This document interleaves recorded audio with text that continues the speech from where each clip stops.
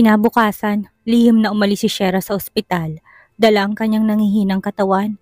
Pumunta siya sa bahay nila upang bisitahin ang kanyang ina. Mula nang mabasa niyang medical na record, gusto na niyang direktang kumprontahin ang kanyang ina upang humingi ng paglilinaw. Ngunit sa hindi inaasahang pagkakataon, nahulog si Thea mula sa bintana at nagkaroon naman sila ni Evelina ng isang kumprontasyon ni Evelina sa isang western restaurant kagabi. Kaya naudlot ang balak niyang pagbisita. Nakatayo siya ngayon sa harap ng pinto ng maliit ngunit marangyang villa ng pamilya nila. Nag-ipon siya ng lakas ng loob at kumatok. Sandali lang, sigaw na isang tinig mula sa loob. Si Ana, ang katulong na matagal ng inupahan ng pamilya nila. Pagkakita kay Shera, agad itong napayuko na parang nahihiya. Hinarangan niya ang pinto, tila nag-aalangan kung papapasukin ba ang dalaga. Miss, nagpaalam ka na ba kina sir bago magtungo dito? Tumanggi si Shera, ayaw niyang ilagay sa alanganin si Ana. Oo, sagot niya. Sabay, nandito ba si Evelina? Tanong niya. Wala po. Matagal nang umalis ang kapatid niyo at hindi pa bumabalik. Sagot nito. Sabay bigay daan sa kanya. Bumalik ka po ba dahil sa sakit ng ginang? Naku, kung akong tatanungin mo, talagang bulag ang langit. Napakabait ng ginang, pero bakit ganitong sinapit niya? Gusto mo ba ng maiinom? Maghahanda ako. Umiling siya at marahang nagsalita habang naglalakad papasok sa sala. Hindi ako nauuhaw. Salamat, magpahinga ka na lang. Alam ni Ana ang tensyon sa pagitan ni Shera at ng pamilya, kaya hindi na ito nag-usisap at nagpunta sa kusina. Pagkaalis ng yaya, tumingin siya sa hagdang patungo sa ikalawang palapag. Matatag ang kanyang hakbang habang paakyat siya papunta sa kwarto ng kanyang mga magulang. Ayon sa nakagawian, si Alfonso ay malamang nasa kung saan man naglalaro ng sugal o abala sa babae, kaya sinadya niya talagang bumalik sa oras na ito.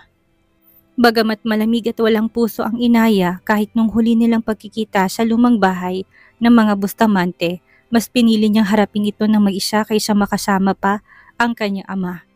Ma, balita ko may sakit ka. Hindi niya alam kung bakit napakahirap bigkasin ng mga salitang matagal niya ng kinabisado. Alam niya na hindi magandang kalagayan ng ina, kaya bago pa siya imbitahan, binuksan niya na ang pinto at pumasok. Madilim sa silid, nakababa ang mga kurtina at tanging dalawang madilim na bedside lamp ang nagbibigay liwanag. Halos hindi makitang figurang nakahiga sa kama. Balot ng kumot, hindi ring binuksan ng mga bintana at ang amoy sa hangin ay mabigat at mahirap ilarawan. Tila may bahid ng pagkabulok at kamatayan. Napakunot noo si Evelina. Hindi niya na kailangan magtanong. Kumpirmado, hindi nagsinungaling si Evelina. Totoo ang lahat ng nasa medical record. Isang matinding kalungkutan ang bumalot sa kanya. Dahan-dahan siyang lumapit hanggang sa maaninag niya ang figura ng kanyang ina sa kama. Sa ilang araw na hindi niya ito nakita, tila hindi na ito ang dating ina. Payat na payat, parang balat at buto na lang. Ang kanyang mga matay malalim na nakasubsob, malamig ang tingin, nakakayanig. Ikaw, anong ginagawa mo dito? Mariing titig ang ibinigay sa kanya ng kanyang ina. Sa pagitan ng malalim na paghinga, sinabi nito, sabi ko na, wala akong anak na tulad mo. Bahay ko to. Ayoko makita ka. Umalis ka. Umalis ka ngayon din. Pumikit siya. Ang pait sa kanyang puso'y parang matalim na patalim na paulit-ulit siyang sinasaksak. Ngunit pinili niyang wag makipagtalo. Isa itong may sakit. Sinabi sa akin ni Evelina, marahil dahil hindi kayo match, mahina niyang sabi, halos pabulong. Kung ayaw mo sa akin, sana malang magustuhan mo mga organ ko. Ayoko. Saglit na natahimik si Simang bago siya biglang sumigaw. Dinampot niyang unan sa tabi at binato kay Shera. Bawal ka magpamatching sa akin. Kung mabubuhay lang ako dahil sa organ mo, mas pipiliin ko pang mamatay. Napahinto si Shera nang marinig yon. Biglang sumikip ang kanyang dibdib. Ramdam niyang pagkirot sa ilong at ang di mapigilang pagbagsak ng luha sa kanyang mga mata. Dalawang linya ng luha ang tahimik na dumaloy sa kanyang pisngi. Sa harap ng ina niya, ibinaling niya ang tingin sa isang maliit na dekorasyon. Sa silid, ayaw ipakitang kanyang paghihinagpis. Hindi ko maintindihan kung bakit ako pang pinaka kinamumuhian yung anak. Ako ba'y mas masama pa kaysa kay Evelina na pareho nating alam kung paano kayo tinrato? Hindi sumagot ang ina niya, nakahiga lamang ito sa kama. Humihingal at tila nawala na ng lakas ang katawan. Nasasaktan siya. Ngunit wala na siyang inaasahang sagot mula sa kanyang ina. Nagpatuloy siya, mahinahon, ngunit puno ng kirot ang kanyang tinig. Gaano man karaming sakit ang dinulot ng pamilyang ito sa akin. Ikaw pa rin ang nanay ko. Kaya gagawin kong matching. Napahinto siya. Pinisil ang sariling palad. Pilit pinipigil ang sakit na bumabalot sa kanya, pero matagumpay man o hindi ang pagsusuri. Ito na ang huli. Matapos nito, hindi na ako muling babalik o magpapakita bilang anak ninyo. Hindi ko naguguluhin ang buhay nyo. Ang salitang matching ay tila naging gatilyo. Dinilat ng ina si Shera ang kanyang mga mata. Kinuha ang mga gamit sa tabi at muli ibinato kay Shera. Halos pasigaw na nagsalita. Sabi ko, ayoko na tulong mo. Hindi mo ba ako naririnig? Sagutin mo ko. Narinig ni Ana ang kaguluhan mula sa silid. Nagmamadali siyang pumasok, may bakas ng pag-alala sa muka. Madam, ano nangyayari? Huminahon po kayo. Pero tila hindi narinig ng ginang si Ana, nakatuon pa rin ang titig niya kay Shera. Nanginginig sa galit at hinanakit. Mas gugustuhin kong mamatay kaysa magkautang sa'yo. Naintindihan mo ba yon? Wala nang mas masakit pa kaysa sa isang pusong tumangging magmahal. Tahimik lang si Shera habang pinagmamasdan ng kanyang inang hinahamak siya. Walang reaksyon, walang galit, kalmang kanyang paningin, ngunit malalim ang sugat sa puso. Tahimik na pinulot ni Ana ang mga gamit sa sahig at marahang bumulong. Miss, mahina ng kalusugan ng ginang. Masama rin ang pakiramdam niya nitong mga nakaraang araw. Huwag mo na siyang kontrahin. Mas mabuting umalis ka na muna. At bumisita ka na lang ulit. Tumango si Shera. Pinilit kalimutan ang mga salitang binitawan ng ina. Lumakad siya pababa ng hagdan. Dahan-dahan, tahimik at puno ng bigat sa dibdib. Habang dumaraan sa sala, napalingon siya sa isang litrato ng pamilya na nakasabit sa dingding. Ang kuhang yun ay galing pa sa lumang bahay. Si Evelyn ang nasa gitna, nakangiti, maganda at malambing ang tindig. Si Shera, nakatago sa gilid, may konting ngiti. Hindi mo akalaing magkapatid sila. Naalala niya sinabi ng ina sa ospital. Kapag wala na ako, pwede mong kunin ng isang bagay mula sa likod ng litratong yun. Yan lang ang kaya kong maiwan sa'yo. Nais niyang alamin kung ano yon. Ngunit sa kabila ng kanyang kuryosidad, pinili niyang hindi pakialaman ang litrato. Alam niyang nasa kritikal na kalagayan ng kanyang ina at kung sakaling mabigo ang matching, maaaring ito ng huling pag-uusap nilang mag-ina. At dahil ito ang huling hiling ng kanyang ina, kahit na gaano kasakit, kahit walang pagmamahal na sukli, tatapusin niya ito. Huminga ng malalim si Shera at tahimik na lumakad palabas ng bahay ng pamilya nila. Na para bang walang nangyari. Sa hapon ding yon, nakaparada ng maayos sa driveway ang isang convoy ng mga itim na sasakyan. Kumikinang ang mga katawan ng mga ito sa ilalim ng araw. Waring sumasalamin sa kanilang marangal na presensya. Medyo nagulat siya nang makitang mga to. Tumingala siya at napansin ang unti-unting pagbaba ng bintana ng isa sa mga Maybach. Sa loob, lumitaw ang malamig ngunit napakagwapong mukha ng isang lalaki. Ang labi ni Eros ay bahagyang nakangiti. Payat, halos parang guhit ng sinulid, ngunit nagtataglay ng kakaibang karisma. Ang liwanag at anino hinubog ng kanyang three-dimensional na facial features. Kaya't sa unang tingin ay para siyang hindi totoo. Isang nilalang mula sa isang painting. Tinaas niya ang kamay upang pigilan ang mga bodyguard. Saka siya mismong bumaba ng sasakyan at binuksan ang pinto para kay Shera. Mahinang sinabi niya, Shera, sumakay ka na. Sa kung anong dahilan sa sandaling makita niya si Eros, bigla na lang nabura ang lahat ng sakit at kalituhan sa puso niya. Naiwan lamang ang malinaw at mahinahong presensya ng lalaking kaharap niya. Binilisan niya ang hakbang at mabilis na lumapit.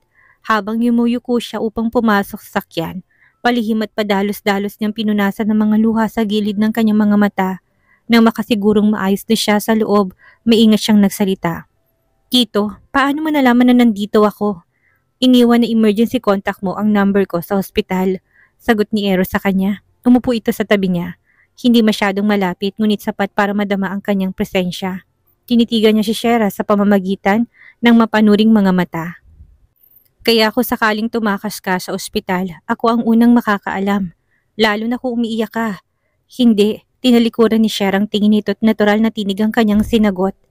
Tito, salamat sa pagsundo sa akin. Nagtaas ng kilay si Eros at marahang hinaplos ang pisngi ni Shera. Waring hinuhuling malamig nitong temperatura.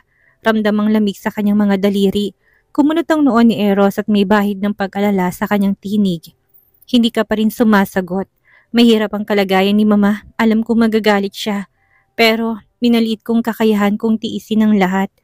Ang dampi ng kanyang mga daliri, may bahagyang kalyo ay tila haplos na isang tagapagligtas. Nakakawala ng pangamba. Si Shera na bihirang makaranas ng ganitong uri ng pag-aalaga ay napayuko sa hiya. Uminit ang mga bahagi ng pisngi niyang nahaplos ng lalaki. Mga problema lang yun sa pamilya. Hindi na dapat pag-usapan pa. May nakausap na akong ilang eksperto tungkol sa kalagayan ni Tita Simang. Malamang idarating sila sa Pilipinas ngayong hapon, sabi ni Eros habang tinititigan ang kanyang profile. At sa isang kilos na parang mahika, kinuha nito mula sa bulsang isang makintab na fruit candy. Binalatan to sa kainabot sa kanya. Hindi inasahan ni Sherang bigla ang magic trick na lalaki lalo na't may kasamang candy. Awkward niyang sinulyapan ng hindi gumagalaw na driver. Ngumanga at tinanggap ang candy na sinusubo ng kanyang tito. Lemon flavor. Hawak pa rin ni Eros ang kanyang baba, tila aliw na aliw habang nakatitik sa kanya. Masarap ba? Maingat niya itong tinikman, tinutulak ang candy gamit ang dulo ng dila. Sa kanyang pisngi unti-unti gumumbok ang isang maliit na bukol. Dahil sa dami ng IV na naiturok sa kanya kahapon, nagsimula na muling bumalik ang kanyang panlasa. Kaunti man, hindi na ito ganon kapait. Hindi napigilang mapangiti ng lalaki. Ang maliit at magandang figura ni Shera ay naaninag sa malalim niyang itim na mga mata. Bigla siyang nagsalita. Huwag mong alalahanin ng tungkol kay Tita Simang. Maghahanap ako ng posibleng donor. Mas maganda kung makahanap tayo. Kung hindi, maaaring ito'y kalooban na ng Diyos. Hindi lahat ng bagay ay kontrolado natin. Nangako ko sa Mama na pupunta ako sa ospital para sa matching diagnosis. Mahina niyang sabi. Hindi, putol ni Eros sa kanya. Ang boses ay matigas at may halong pag-aalala. Hindi mo ba alam ang kondisyon ng katawan mo? Sa kalagayan mo, hindi ka dapat pumasa bilang donor. Nanginginig ang mahabang pilik mata niya habang unti-unting bumalot ang init sa kanyang dibdib. Tahimik ngunit matatag siyang tumugon. Alam ko, kaya nga hinihiling ko sa iyo, Tito. Tulungan mo kong gumawa ng paraan para mapayagan ako kahit isang beses lang. Kung hindi siya tutulungan ni Eros, siya mismo ang gagawa ng paraan. Saglit silang nagkatitigan. Sa huli ng pabuntong hininga si Eros na parang sumusuko na makipagtalo sa kanya. Ang kabutihan ay hindi masama pero madalas ikaw ang nasasaktan sa huli. Alam ni Shera na ginagawa ito ng kanyang tiyuhin para sa kanyang kapakanan pero hindi niya kayang talikuran ang bagay na ito. Kaya ibinaling na lang niya usapan sa ibang bagay. Tito, saan mo ba ako dadalhin? Hindi siya pamilyar sa tanawin sa labas ng bintana. Base sa ruta, mukhang hindi siya dadalhin pabalik sa ospital o sa studio. Nakabakasyon ngayon si Gabriel. Gusto raw niyang makasama ka sa dinner. Ngumiti si Eros. Iniwas ang usapan sa mas mabigat na paksa. May pinangako ka na naman ba sa batang yon? Kanina pa raw siya hindi mapakali. Gusto ka raw niyang makita araw-araw. Parang wala naman akong pinangako, ani Shera habang kinakamot ang kanyang sentido. Sinusubukang alalahanin ang huling chat nila ng bata. Sobra mo kasi siyang inispoil. Mas masaya pa siyang makita ka kaysa sa akin. Talaga? Hindi ko ramdam. Pabulong na sagot niya. Mas seryoso ka kasi, Tito, pero si Gabriel ang cute niya. Maya may inutusan ni Eros ang driver na tumigil sa harap ng isang lihim at pribadong restaurant. Bumaba siya ng kotse at sinama si Shera sabay katok sa antigong vermilyo na pintuan. Habang naghihintay, marahang ipinakilala ni Eros ang lugar. Isa itong daang taong gulang na restaurant dito sa Antipolo. Sabi nila, may isa sa mga ninuno nila na dating imperial chef sa palasyo. Ngayong linggo ko lang ito natuklasan. Masarap ang pagkain dito. Subukan mo. Napakunot ang noon ni Shera. May napansin siyang kakaiba sa sinabi ng kanyang tiyuhin kaya tumingin siya dito. Kumikislap ang mga mata. Akala ko ba gusto mong makita ni Gabriel? Naputol ang usapan nila. Natahimik lang si Eros. Ilang saglit pa may nagbukas ng pinto. Nilampasan na lamang niya ang tanong ni Shera at siya nang nagtanong dito. Anong gusto mong kainin? Natigilan sandali si Shera. Isang simpleng ngiti ang lumitaw sa kanyang mga labi. Iniiwas ang tingin, may hina siyang tumugon. Kahit ano, okay lang.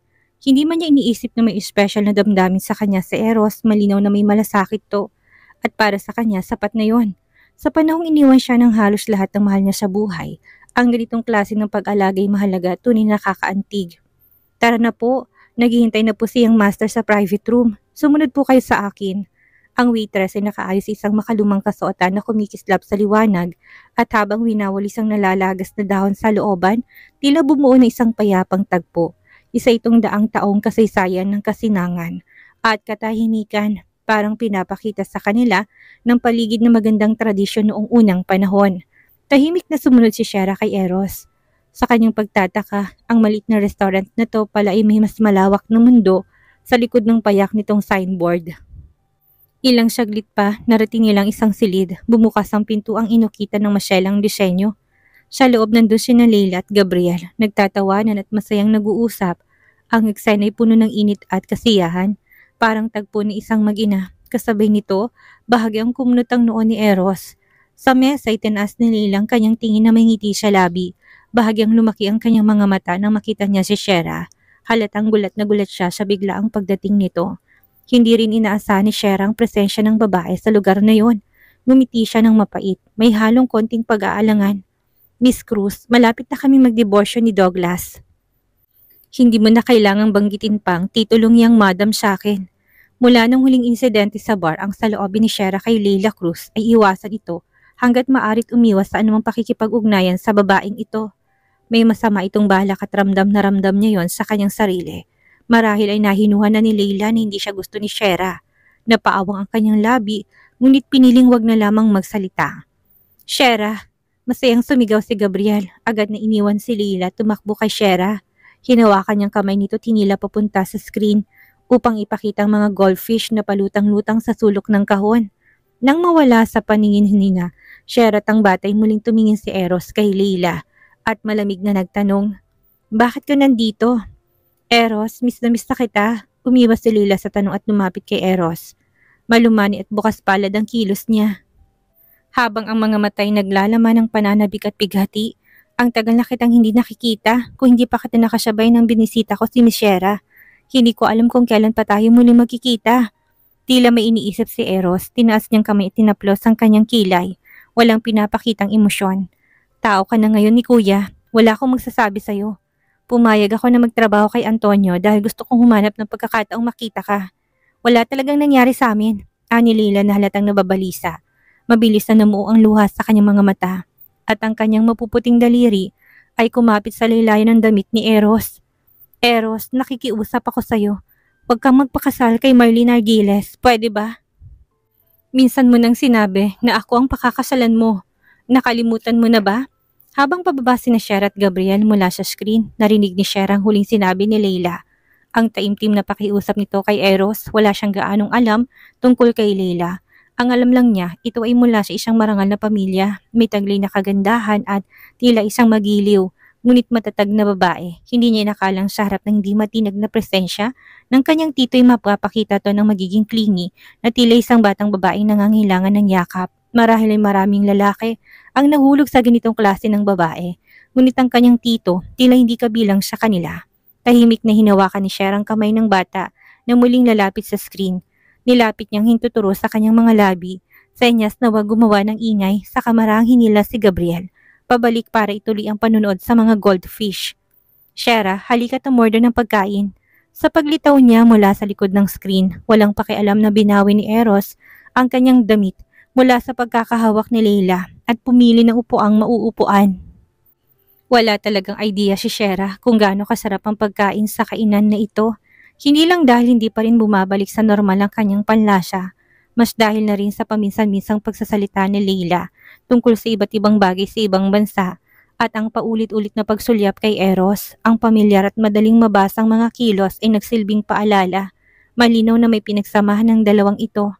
May mga panahong silang dalawa lang ang laman ng kwento.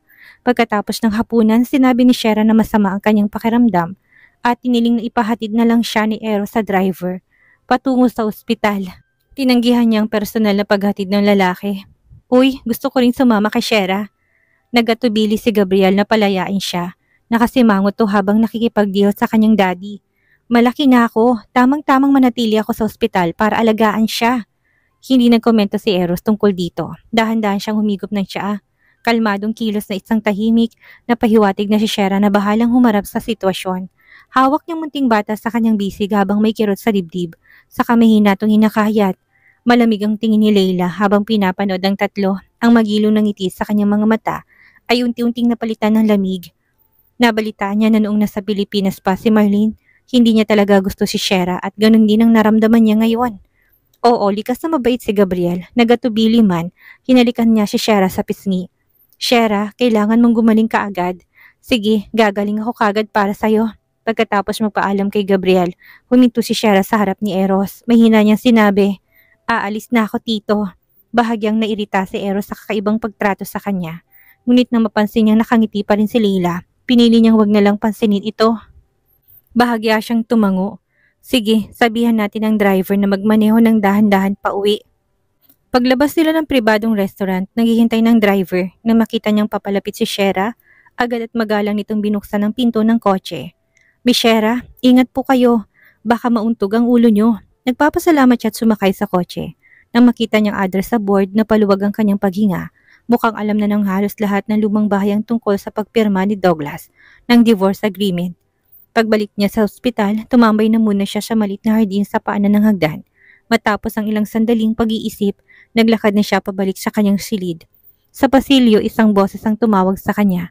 Yang madam, isang babaeng pamilyar ang mukha ang matagal na naghihintay at agad na tumayo. Nataranta ng bahagya si Shera. Ngunit hindi niya inalis ang kamay sa pinto. Kayo po, kinagat ng babaeng labi, bakas ang determinasyon. May gusto po akong sabihin tungkol kay Miss Thea. Pwede po ba akong pumasok at makausap ka? Makaraan ng ilang minuto, magkatapat silang naupo sa tabi ng coffee table. Wala ni isa sa kanilang kagad na nagsalita. Hindi alam ni Shera kung anong pakay ng babae. Ngunit dahil tungkol ito kay Thea, alam niyang dapat niya itong pakinggan. Yang madam, pasensya na po sa biglaan kong paglapit. Kailangan ko lang po talaga ng pera noon. Sa wakas nagsalita ng babae, diretsahan, mahigpit niyang hinawakan ng gilid ng kanyang handbag. Namumutlang mga daliri sa tensyon, tinitigan siya ni Shera. Saka maingat na sinabing, wala pong nakakita nung itinulak niyo si Miss Thea sa bintana. Maliban sa akin, parang binuhusan ng malamig na tubig si Shera. Kita sa mga mata ng babae ang takot na para bang isa siyang mamamatay tao. Sa sandaling yun nawalan ng saysay ang intensyon ng babae. Ginawa ko nga. Oo, napalunok ang babae, nanginginig ang katawan. Waring takot na takot na baka anong gawin sa kanya ni Shera kung hindi siya sasang-ayon. Nakita ko po sa sariling mga mata ko. Nahulog si Miss Thea mula sa bintana. Nakatayo po kayo sa harap ng bintana. Ang mukha niya walang emosyon. Parang pinagmamasdan niyo lang ang nangyari. Para makuha ang tiwala ni Shera, hindi na siya nagdagdag ng drama. Nangihinig ngunit tapat siyang nagpatuloy. Napakalamig po ng mga mata ninyo. Hanggang ngayon natatakot pa rin ako kapag naalala ko. Nag-aalinlangan si Shera at nanatiling tahimik. Mula sa babae natutunan niyang isang ganap na kakaibang bersyon ng kanyang sarili.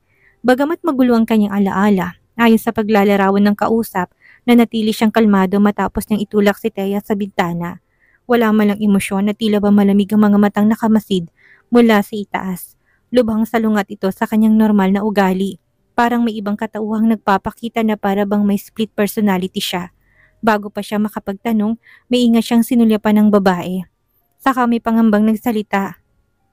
Yang madam, wala akong intensyon na humingi ng sobra.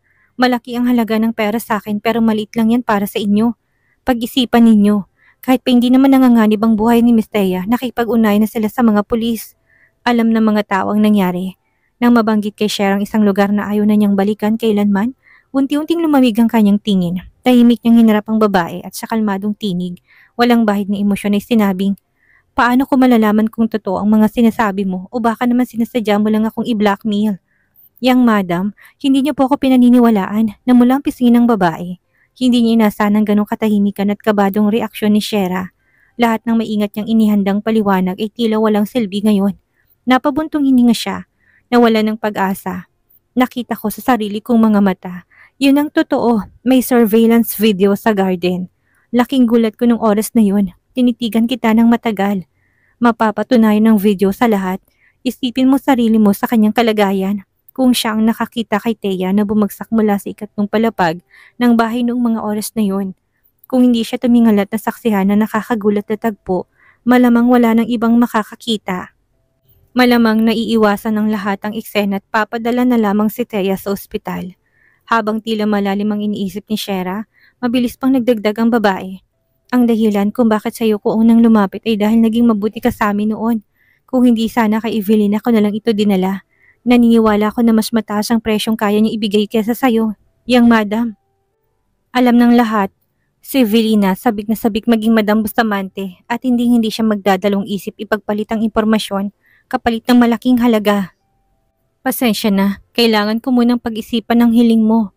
Kahit na may bahid ng logic ang mga sinabi ng babae, hindi pa rin maisip ni Shera na may intensyon siyang patayin si Thea. Galit siya sa babaeng yun. Isang palalong walang hiya, pero hindi siyang tipo ng taong basta-basta nalang papatay ng isang inosenteng bata. Kahit pa may kasalanan ng mga magulang nito sa kanya. Nakahinga ng maluwagang babae na para bang inasahan na niya ang ganitong sagot. May hinang bulong niya. Sige po, hihintayin kong sagot ninyo. 3 araw lang po, pwede ba? Okay. Kung ganon, hindi ko na po kayo istorbohin. Nanditong number ko. Maingat nilapag ng babaeng maliit na papel sa coffee table na tumayo siya para magpaalam. Bahagyang tumindi ang kanyang tinig. Kailangan ko talaga ng pera. Makapaghihintay lang ako ng 3 araw. Pagkatapos niyan, wala na akong ibang magagawa kung hindi lumapit kay Evelina. Pagkasara ng pinto, kinuha ni Shera ang papel. Mabigat ang kanyang ekspresyon, parang may bolang bulak na bumara sa kanyang dibdib. Hindi siya makahinga sa dami ng emosyon. Ito ang unang beses sa kanyang buhay na siya'y naharap sa isang tunay na blackmail. Ang pinakamasaklap kahit naniniwala siya na may bahaging totoo sa nangyaring pagbagsak ni Thea na hindi niya pa alam. Alam din niyang oras na tumistigong babae para kay Evelina sa korte. Lahat ng naipundar niyang lakas, ang paghahanap ng anak niya at ang unti-unting nabubuong pangarap niyang negosyo ay maaring maglaho sa isang iglap at kung mangyayari yon, ang tanging naghihintay sa kanya'y kaparusahan. Inisip ni Shera kung sinong maaring lapitan para humingi ng tulong. Ngunit dahil sa pag-alala niya kay Thea, alam niyang hindi niya maaring ilapit to sa kanyang tito. Habang pinag-iisipan ng susunod na hakbang, isang misteryoso at delikadong figurang biglang sumagi sa kanyang isip sa huling pagkikita nila sa bar ng ampon ni Mr. Kin. May sinabi tong tila makahulugan. Malapit nang magbago ang buhay mo. Ngayon iniisip ni Shera kung may kinalaman ba ang lalaki yun sa kasalukuyang pangyayari. Biglang kumislap ang kanyang mga mata, may ingat niyang itinabi ang natanggap na note sa kakagad na naghanap ng number ng bar sa internet. Tumawag siya gamit ang kanyang phone. Hello, paano kita matutulungan? Magalang ang boses mula sa kabilang linya, walang pinagkaiba sa karaniwang bar sa unang dinig. Napalunok si Shera sa kamahinang nagsalita. Gusto ko sanang makausap si Mr. Ronald Kin. Nais ko sanang malaman kung may oras siya. Wala si boss. Sino to? Salvasyon ang apelyido ko, sagot niya. Pagkatapos ng ilang segundong pag-iisip, nagpatuloy siya. Pakisabi na lang sa kanya na tawagan ako kapag may pagkakataon. Alam niyang number ko. Sige, paparating ko kaagad. Pagkababa ng tawag, nagsimulang maghintay si Shera. Puno ng kaba ang dibdib. Nagpalipas siya ng oras sa panonood ng mga variety show habang papalubog ang araw. At sa wakas, tumunog ang kanyang phone. Balita ko, gusto mo ko makita. Ang boses ng lalaki malamig, ngunit may ngiting nakatago. May ingay ang paligid niya. Hindi mahulaan kung nasan siya. Hinawakan ni Shera ang telepono ng mahigpit para siyang pumapasok sa lungga ng tigre. Pero marahan siyang sumagot. Oo, bihira to. Mukhang may problema ka na ni Master Eros sa hindi na makakatulong. Hindi pinansin ng kanyang pag-aalinlangan sa mandalang lalaki sa dingding. Sige, bibigyan kita ng address.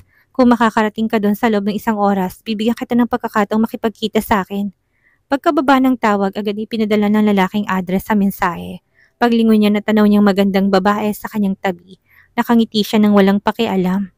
Rochelle, Anya, ano bang tinitigan mo? May dumi ba ako sa muka?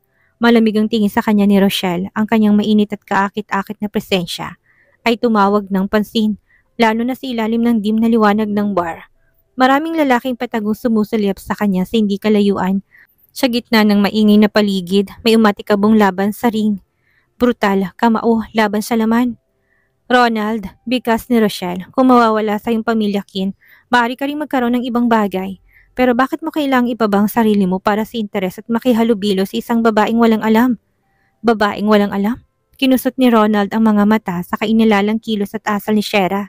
Ngumiti siya. Hindi, kahit ako nagulat. Pero siya'y kakaiba. Kung hindi, hindi siya bibigyan ng special na atensyon ni Master Eros. Master Eros? Bahagyang kumunot ang noon ni Rochelle. Si Eros Bustamante mula sa pamilya Bustamante? Oo, nakakagulat, hindi ba? Tumawa si Ronald, aliw na aliw sa pagkabigla ng babae. Tinapik niya ito sa balikat. Huwag kang mag-alala, alam kong aking limitasyon. Maniwala ka sa akin, ha?